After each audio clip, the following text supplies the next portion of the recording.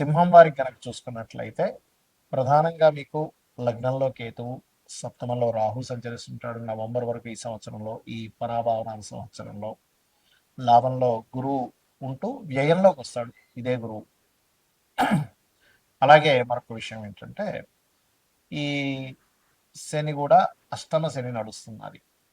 దీని మూలంగా మీకు కలిగేటువంటి ఫలితాలు ఏమిటి, ఏ దేవత ఆరాధన చేసుకోవాలి, ఎటువంటి విషయాల పట్ల మీరు జాగ్రత్తగా ఉండాలి అనేటువంటి అంశాలు చెప్తుంది నేనైనప్పటికీ చెప్పిస్తుంది సాక్షాత్ లలిత అమ్మవారిగా భావిస్తూ ఆ లలితాంబిక అమ్మవారి యొక్క అనుగ్రహం పరిపూర్ణంగా మీకు కలగాలని మనస్ఫూర్తిగా కోరుకుంటూ, ప్రధానంగా రాశిలో ఎప్పుడైతే మీకు కేతు సంచారం జరుగుతుందో తెలియని రెండు విషయాలు ఉంటాయి ఇక్కడ, పాజిటివ్ ఉంది, నెగిటివ్ ఉంది. ఏమిటది? పాజిటివ్ ఈజ్ ఆధ్యాత్మికం వైపు ఎవరైతే బాగా వెళ్ళాలనుకుంటున్నారో వారికి ఖచ్చితంగా బాగుంటుంది, అందులో ఎటువంటి సందేహం లేదు. మంచి స్పిరిచువల్గా బాగా వెళ్ళగలుగుతారు. ఇక రెండవది కొంచెం విరక్తి, వైరాగ్యం, ఏదో తెలియని ఆటంకాలు, అనీజీనెస్గా ఉండడం కూడా ఇస్తూ ఉంటుంది కేతు. కాబట్టి ఈ యొక్క విషయాల పట్ల కాస్త జాగ్రత్తగా ఉండండి. ఇక రెండవ విషయం, ధనపరంగా అనుకూలత అయితే ఉంటుంది, డోంట్ వరీ. కాకపోతే జూన్ నుంచి ఎప్పుడైతే గురువు 12లోకి వస్తున్నాడు, కాస్త పుణ్యక్షేత్రాలు, పుణ్యతీర్థాలు, కొన్ని మంచి పనుల కోసం కూడా మీరు ఖర్చు పెట్టడం అనేటువంటిది జరుగుతుంది. అలాగే కాస్త సప్తమ స్థానంలో రాహు ఉన్నాడు కాబట్టి వివాహ సంబంధించినటువంటి విషయంలో కొంచెం విదేశీ సంబంధాలు సెట్ అవ్వడము, అది ఒక్కొక్కసారి ఎలా ఉంటుందంటే లగ్నకేతువు సప్తమ రాహు ఉన్నప్పుడు సంబంధాలు ఒక్కోసారి ఎందుకు మిస్ అయ్యేవో అర్థం కాదు, ఏంటో ఒక మాయలాగా అవుతూ ఉంటుంది. వివాహం అవ్వడం అలాగే ఉంటుంది, వివాహం కుదరడం అలాగే ఉంటుంది. ఎందుకంటే ఇక్కడ అష్టమంలో శని ఉన్నందుకు అష్టమ స్థానం అనేటువంటిది ఏంటంటే అన్ఎక్స్పెక్టెడ్ థింగ్స్, అసలు ఊహించరు. అరే ఇదేంటి నా కర్మలో ఇలా ఉంది, అది మంచి జరుగుతుంది, ఒక్కోసారి ఇబ్బంది ఉంటుంది. It's depend on your personal చార్ట్లో ఉండేటువంటి మీకు మహాదశ ఏం నడుస్తుంది, అంతర్దశ ఏం నడుస్తుంది అనే దాని మీద ఆధారపడి ఉంటుంది, గుర్తుపెట్టుకోండి.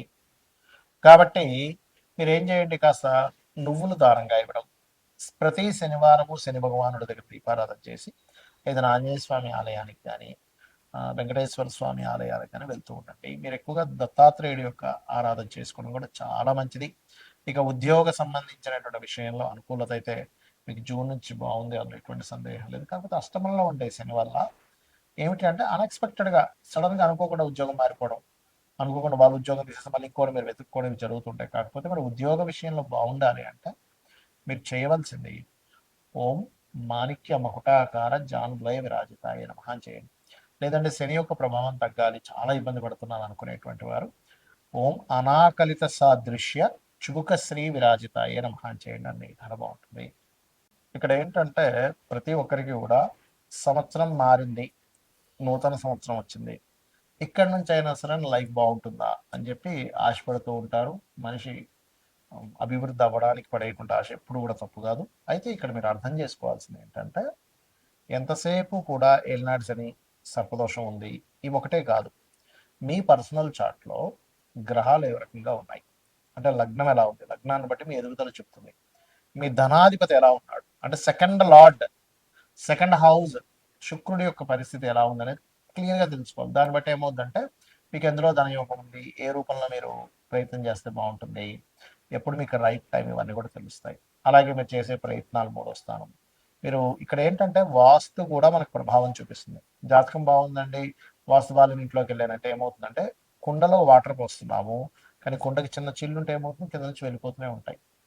అలాగే వాస్తు బాగోనప్పుడు ఏమవుతుందంటే మీరు ఆ ఇంట్లో ఉన్నప్పుడు మీకు ఇబ్బంది కలుగుతూ ఉంటుంది. ఇక్కడ ఏంటి, మీరు ఏ డైరెక్షన్లో ఉండే ఇల్లు తీసుకోవాలి, ఎప్పుడు మీరు ప్రాపర్టీ తీసుకొని బాగుంటుంది, అసలు మీ పేరు మీద తీసుకోవచ్చా తీసుకోకూడదా, ఇవన్నీ తెలుసుకోవాలి ఇంట్లో. దాంతోపాటు ఇంట్లో ఏదైనా బాత్రూమ్స్ కొంతమందికి తెలియక ఫైనాన్షియల్ ఎందుకు ఇబ్బంది వస్తుందంటే ఉత్తరంలో బాత్రూమ్లు ఉంటాయి, ఉత్తరంలో డార్క్ కలర్స్ ఉంటాయి, అంటే మనకి yellow, cream, red colours, pink colours ఇట్లాంటి ఉత్తరంలో ఉంటే అవాయిడ్ చేసేసి కంప్లీట్ వైట్ కలర్ ఉండేలా చూసుకోండి, ఖచ్చితంగా బాగుంటుంది.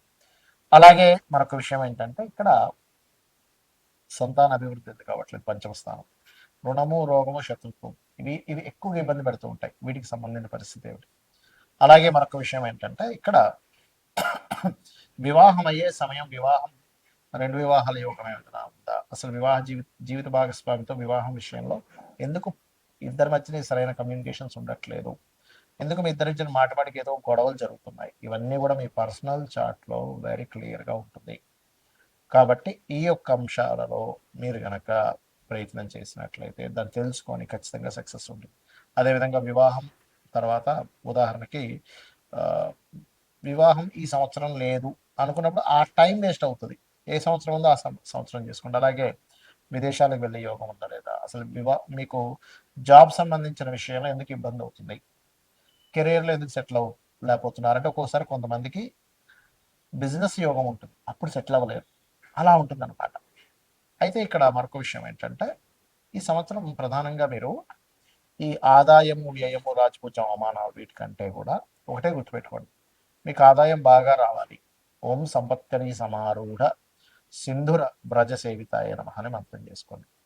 అప్పులు ఎక్కువగా ఉన్నాయి. ఓం అపర్ణాయ నమః అని మంత్రం చేసుకోండి. బిజినెస్‌లో ఇంప్రూవ్‌మెంట్స్ రావాలి. ఓం ఇంద్రగోప పరిక్షిప్త స్మరతోనా భజంగికాయ నమః. అయితే ప్రతీది కూడా 45 మినిట్స్ చేయండి. చాలామంది ఏం చేస్తారంటే 5 నిమిషాలు చేశానండి, నాకు రిజల్ట్ రాలేదంటారు. చిన్న ఎగ్జాంపుల్ చెప్తాను. అన్నం పొయ్యి మీద కుక్కర్ పెడతాం. 20 మినిట్స్ పడుతుంది కరెక్ట్‌గా మీకు అది ఉడకడానికి. 5 నిమిషాల్లో నాకు ఉడకాలంటే ఉడకదు. అలాగే ప్రతి దానికి కూడా ఒక ఎనర్జీ ఫామ్ అవ్వడానికి సమయం పడుతుంది. అలా మీరు ఒక 45 నిమిషాలు కనుక చేయగలిగితే ఖచ్చితంగా దాని ప్రభావం అనేటువంటిది ఉంటుంది మీ మీద. అదేవిధంగా ఈ సంవత్సరం మనకి నవనాయకుల్లో తీసుకుంటే కూడా రాజు, మంత్రి, సేనాధిపతి, అర్ఘ్యాధిపతి ఇలా వీళ్ళు ఒక్కొక్కరు ఒక్కో దానికి అయినందుకు గురువు రాజయ్యాడు. జుపిటర్ యొక్క పరిస్థితి బాగోలేదు. నేను గతంలో చాలా రోజుల క్రితం చెప్పాను, 2-3 నెలల క్రితం కూడా చెప్పాను గురు రాశిలో శని ఉన్నాడని. దీనివల్ల అనేకమైనటువంటి జన నష్టం ఉంది. కాబట్టి విదేశాల్లో ఉండేటువంటి వారు మరింత జాగ్రత్తగా ఉండాలి. అది యుద్ధాల వల్ల అనుకోండి, కొన్ని కొన్ని రోగాల వల్ల అనుకోండి, విశేషమైనటువంటి జన నష్టం జరగనుంది. గుర్తుపెట్టుకోండి. ఇది ఆల్రెడీ మనం మనకి ఎప్పుడు డిసెంబర్, ఫిబ్రవరి టైంలో కూడా మనం చెప్పాము. కాకపోతే ఎందుకంటే ఇప్పుడు నెక్స్ట్ కొత్త సంవత్సరానికి కూడా ఈ యొక్క గురువే రాజు అవుతున్నాడు. అదేవిధంగా నీరసాధిపతి కూడా గురువు అవుతున్నాడు. కాకపోతే వర్షాధిపతి చంద్రుడైనందుకు కాస్త చక్కగా వర్షాలు అయితే బాగా పడతాయి. ఎక్కువ రోజులు వర్షాలు కూడా ఉంటాయి. కొంచెం ఈ పంట పొలాలు లేకపోతే ఈ ధాన్యాలకు ఎక్కువగా డిమాండ్ అనేది పెరుగుతుంది. ధాన్యాలకు గుర్తుపెట్టుకోండి. ధాన్యానికి ఎక్కువ డిమాండ్ పెరగనుంది. కాబట్టి ఈ యొక్క విషయాల పట్ల కాస్త మీరు అప్రమత్తంగా ఉండండి. జనాలు బంకర్స్‌లో దాక్కునేటువంటి సమయం రానుంది. గుర్తుపెట్టుకోండి. కాబట్టి ఈ విషయంలో జాగ్రత్తగా ఉండండి. ఇక మరొక విషయం ఏంటంటే, మీరు జాతకమే తెలీదు అప్పుడేం చేయాలి? సింపుల్‌గా రోజు లలితా సహస్రనామాలు చేసుకోండి. డైలీ ఖచ్చితంగా బావుంటుంది.